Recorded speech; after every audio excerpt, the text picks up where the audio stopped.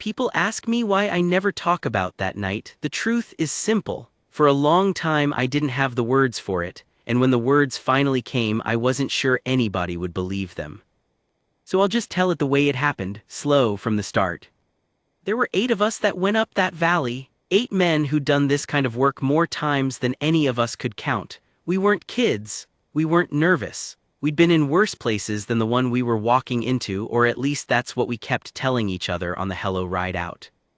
I remember the cold most. That's the thing nobody puts in the movies. The cold gets inside you up there in those mountains and it doesn't leave. It was late autumn and the air had that thin, sharp bite that scrapes the back of your throat when you breathe too fast. Our hands ached even through the gloves, the kind of cold that makes you wonder why anybody would ever fight over a place like this.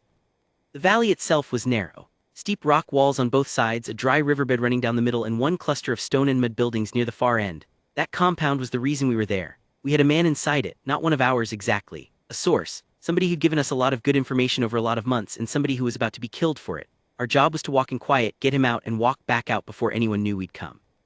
Simple on paper. It's always simple on paper.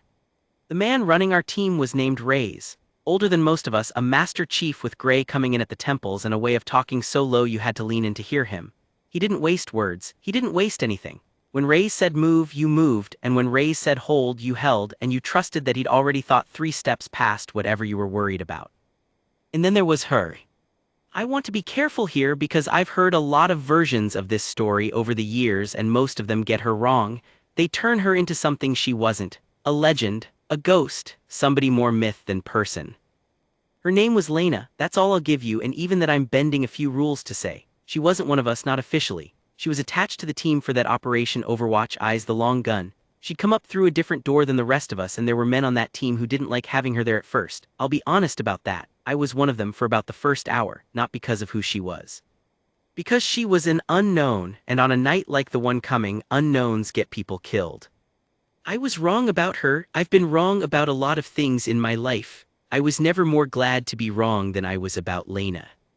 She didn't talk much either. She and Rays were alike that way. The first thing I really noticed about her was her hands steady always, like the cold didn't reach them. She checked her rifle the way some people pray, slow, careful, like the thing was alive and she was listening to it.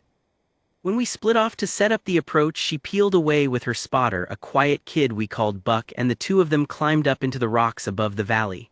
That was the plan. We go in low, she watches from high. If anything goes wrong, she's our angel up there in the dark, seeing what we can't see. I remember she stopped before she climbed. She looked back at me actually, since I was nearest, and she didn't say good luck or be safe or any of the things people say. She said, "I've got you." That's it, 3 words, and then she was gone up into the rocks like she'd been born in them. We moved out at full dark. I won't pretend I can give you every detail of the walk-in. A lot of it blurs together when I try. The crunch of gravel under our boots no matter how careful we were. The way the wind would die down sometimes and the silence would press in so heavy you could hear your own heartbeat. The shapes of the buildings getting bigger and bigger ahead of us until they filled up the whole world. We reached the compound clean. No alarm, no barking dogs, which was strange because there's always a dog. I should have felt better about it. Instead, something in my gut twisted up tight, and when I glanced at Rays I could see the same thing in the set of his jaw. Too clean, too quiet. But we had a man inside and a clock running, and you don't turn around when you're that close, so we went in. The source was where he was supposed to be. A small back room, sitting on the floor with his back against the wall, and when our lights found him he flinched and threw up a hand and then started crying. Just quietly, the way a man cries when he's been waiting to die for days, and suddenly there's a chance he won't. I'll never forget that. Rays knelt down in front of him and put a hand on his shoulder and said something low in his language, and the man nodded fast and grabbed Rays' wrist with both hands. We got him up, we started moving him toward the door. And that's when the whole valley came alive. I don't know who fired first. Honest to God, I never figured it out. There was the dark and the cold and the man's hands on Rays' wrist, and then there was light and sound everywhere at once, muzzle flashes blooming all along the rock walls above us, the snap and crack of rounds coming in, the awful chewing noise bullets make when they hit stone and dirt.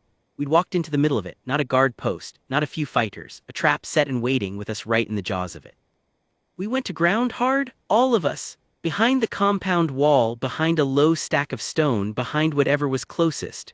Ray's was shouting now, the calm gone out of his voice, and that scared me more than the gunfire did because I'd never heard Ray's shout. They were above us on 3 sides. The only open ground was behind us the way we'd come, and they had that covered too. There was no flank to push, no high ground to take, no back door. We were 8 men and 1 terrified source pinned in a kill box that somebody had built specifically to kill us, and they had the time and the position and the numbers, and we had a few hundred rounds and a wall that wasn't going to last. I remember thinking very clearly, very calmly, this is how it ends. Not panicked, just certain, like reading the last line of a book. And then Lena's voice came over the radio. Ray's talk to me. Just that, flat, steady, like she was asking about the weather. I was close enough to Ray's to hear him answer through gritted teeth. He was pressed flat behind the same low wall I was, and there was blood on his cheek, not his, somebody's, I couldn't tell whose in the dark. He keyed his radio and gave it to her fast, our position, their positions, the shape of the trap. He didn't sugarcoat it. There wasn't time, and Ray's wasn't the kind to do it anyway. We're boxed, he finished. No flank, no exit, they're walking it in. There was a pause, maybe 2 seconds, felt like an hour. I see them, she said. What you have to understand is what she was looking at. From up where she was, she could see the whole valley laid out below her, all those muzzle flashes blinking in the dark like a city scene from a plane. She could see us, 8 little shapes huddled behind a wall that was getting shorter by the second. And she could see the thing the rest of us couldn't see because we were down in it and she was above it. She could see the one who was running it. Every fight like that has a center of gravity, one man usually who's holding the whole thing together. The others take their cues off him. He's the one telling them where to push, when to move, how to close the noose. Kill the center and the whole thing wobbles, sometimes long enough for men who should be dead to get up and run. She'd found him, a figure moving along the high rock on the eastern wall, calm in all that chaos, directing it, pointing, sending men down toward us, the architect of the box we were dying in. But here's the thing, he was almost a mile out. I learned the exact number later, and I still don't like to say it because people think I'm exaggerating. I'm not. It was a shot across the whole valley in the dark, in a crosswind coming down off the peaks that twisted and changed every few seconds at a man who would not stand still, with cold that should have stiffened her hands into useless claws. It was a shot that nobody takes. The kind of shot you talk about in theory in a classroom, as a thing that can't really be done. And she had one good window to do it before he sent the next wave down on us, the one we wouldn't survive. I didn't know any of that in the moment. None of us did. We were just trying to stay alive behind that wall. What I knew was that the radio had gone quiet and the silence from up in the rocks felt different now, heavier, like the whole night was holding its breath. What I found out later from Buck, her spotter, who was lying right beside her, was what those few seconds were like up there. He said she didn't rush.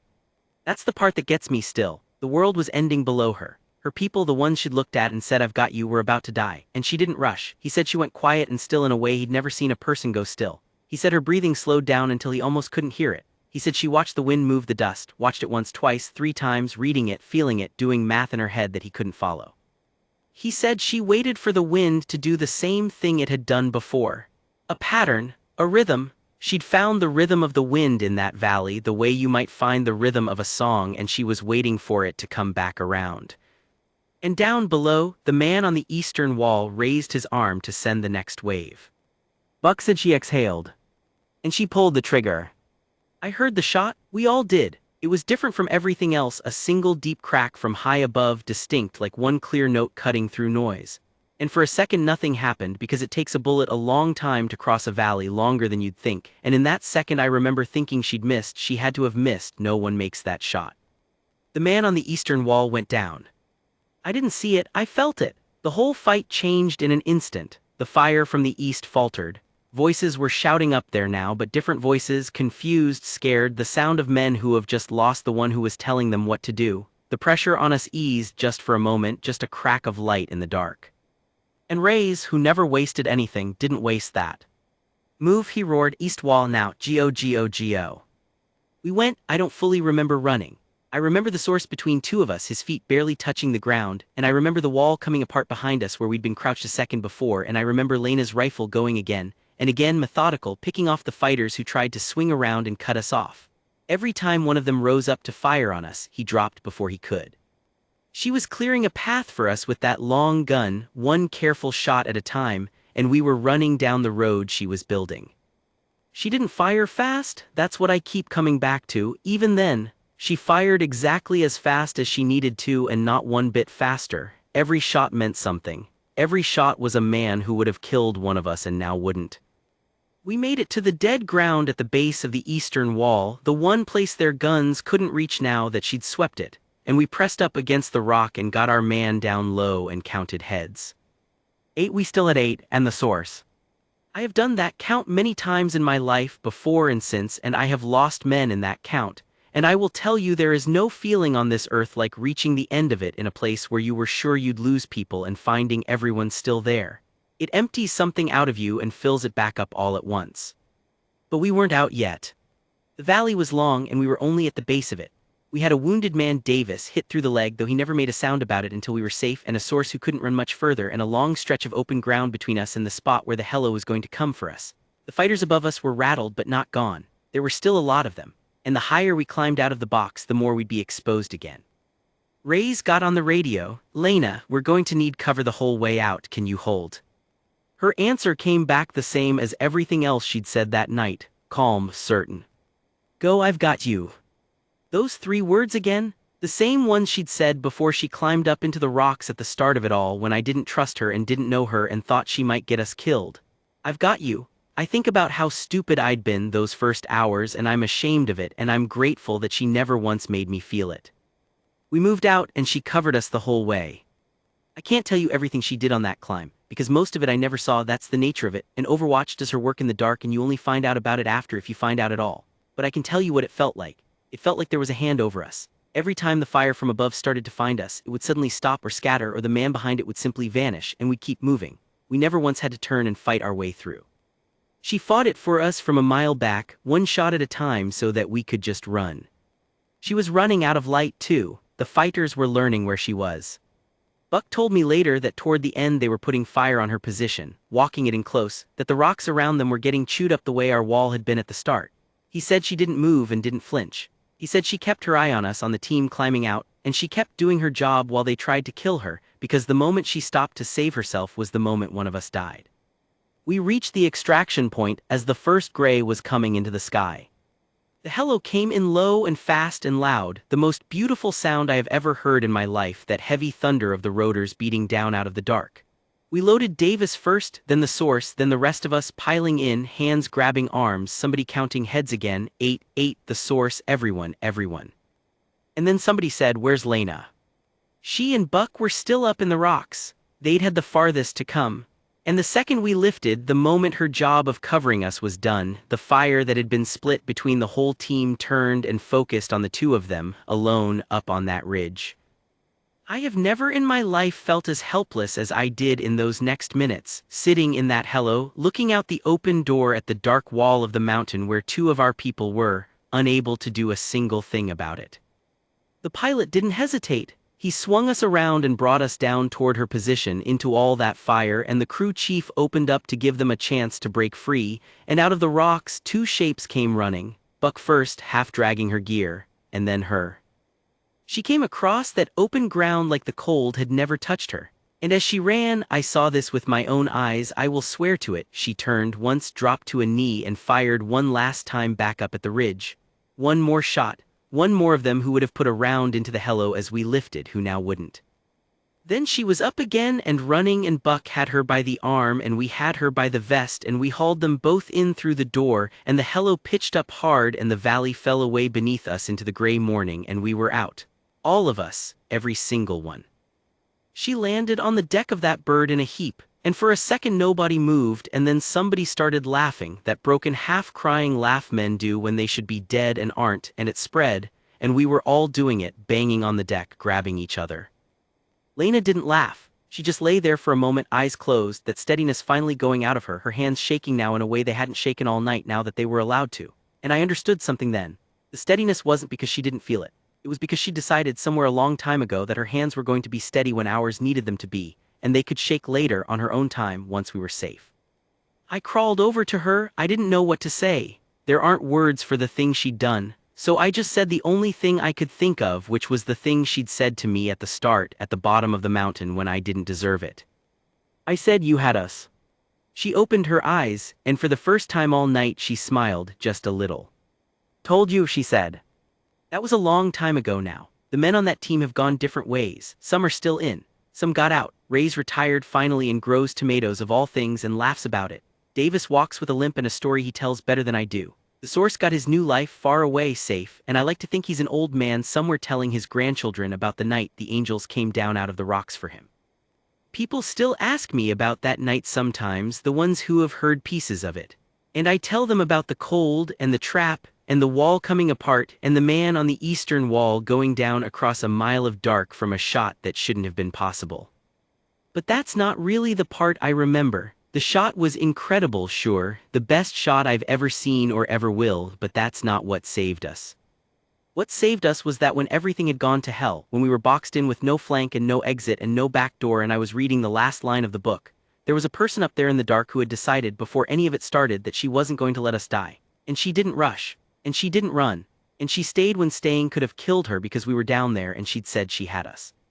That's the thing about the best people you'll ever meet. They don't get loud about it. They don't make speeches. They just quietly decide that you're going to make it and then they make it so and they don't ask for anything back. I owe her my life, so do 7 other men and 1 old man far away and everyone who ever loved any of us. I've never been able to repay it. You can't repay a thing like that. All you can do is remember, and tell it true, and try in whatever way you can to be the kind of person who, when it all comes apart and somebody's looking up at you in the dark with no way out left, you've got them.